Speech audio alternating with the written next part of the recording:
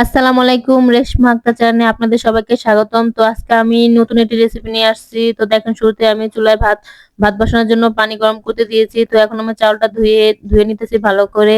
তো চালটা ধোয়ার পর ভাতটা বসিয়ে দিব। তো তার আগে আমি এখানে মাছ নিয়েছি। তো মাছটাও ধুয়ে নিচ্ছি, কেননা আজকে মাছ দিয়ে আমি রান্না করব ডাটা দিয়ে। তো মাছ দিয়ে ডাটা দিয়ে রান্না করব।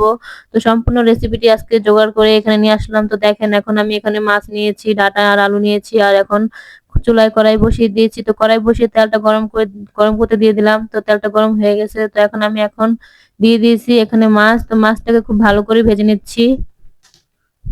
তো এক এক করে সবগুলো মাছ দিয়ে দিচ্ছি। তো আপনারা যারা এই মাছটা পছন্দ করেন তারা অবশ্যই কমেন্ট করে জানাবেন এই মাছটাকে আপনারা পছন্দ করেন কিনা। তো এটা হয়েছে ঝাক্কা মাছ। তো এই ঝাক্কা মাছ দিয়ে আজকে আমি মজাদার রেসিপিটি বানিয়ে নেব। তো দেখেন, চুলায় কড়াই বসিয়ে দিলাম। তো তেলটা গরম হয়ে গেছে। তো এখন আমি এখানে 1 কাপ পেঁয়াজ কুচি দিয়ে দিচ্ছি। তো পেঁয়াজ কুচি দিয়ে খুব ভালোভাবে ভেজে নিচ্ছি।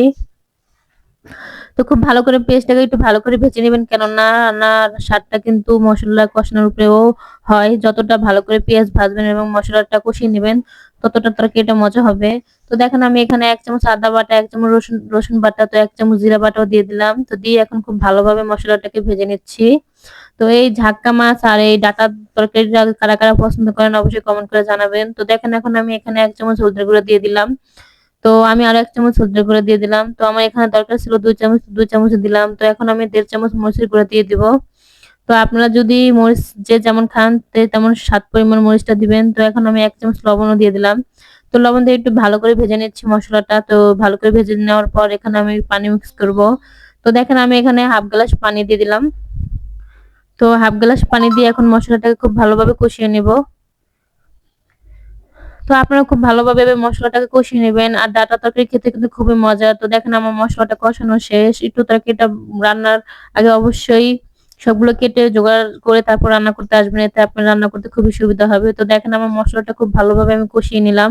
তো কষিয়ে নেওয়ার পরে এখন আমি দিয়ে দিচ্ছি এখানে ডাটা আর আলু। তো ডাটা আলুগুলো আমি ভালো করে কেটে রেখেছিলাম আগে থেকে। তো ধুয়ে পরিষ্কার করে এখন এগুলোকে রান্না করার জন্য চলে আসছি। তো দেখেন, আমি এখন এগুলোকে ভালো করে কষাইয়া নিব। তো একটু তরকারিটা ভালোভাবে কষাবেন, এতে কিন্তু তরকারিটা খেতে খুবই ভালো লাগে। তো এই তরকারিটা যতটা কষাবেন ততটা হলুদ মরিচের গন্ধ একদমই চলে যাবে। তো দেখেন, আমি এখন এই ডাটার সাথে দিয়ে দিচ্ছি টমেটো। তো টমেটোটা অবশ্যই দিবেন, তাতে কিন্তু তরকারিটা খেতে খুবই মজার হয়। তো দেখেন, আমার তরকারিটা খুব ভালোভাবে কষানো শেষ। তো দেখতেই পাচ্ছেন কতটা সুন্দর একটা কালার আসছে। তো পরিমাণ মতো মসলা যদি দেন অবশ্যই তরকারিটা খেতে খুবই ভালো লাগবে। তো দেখেন, আমি খুব ভালোভাবে এখন এই মসলাটাকে ভালোভাবে তরকারিগুলো কষিয়ে নিলাম। তো কষিয়ে এখন আমি এখানে 1 কাপ পানি দিয়ে দিচ্ছি। তো আপনারা আপনাদের পরিমাণ মতো পানি দিয়ে দিবেন, যে যতটুকু পরিমাণ ঝোল খান। তো আমি কিন্তু এই তরকারিটাকে ঝোল ঝোল করে রান্না করতেছি। তো দেখেন, আমি এখন পানি দিয়ে এখন লাড়াচাড়া দিচ্ছি। তো এখন আমি এক এক করে সবগুলো মাছ দিয়ে দিব। আর আমার ভিডিওটি যদি আপনাদের ভালো লেগে থাকে তাহলে আমার চ্যানেলটি লাইক করবেন, সাবস্ক্রাইব করবেন। সবাই ভিডিওটি কেমন হয়েছে কমেন্ট করে জানাবেন। সবাই ভালো থাকবেন, সুস্থ থাকবেন। আল্লাহ হাফেজ।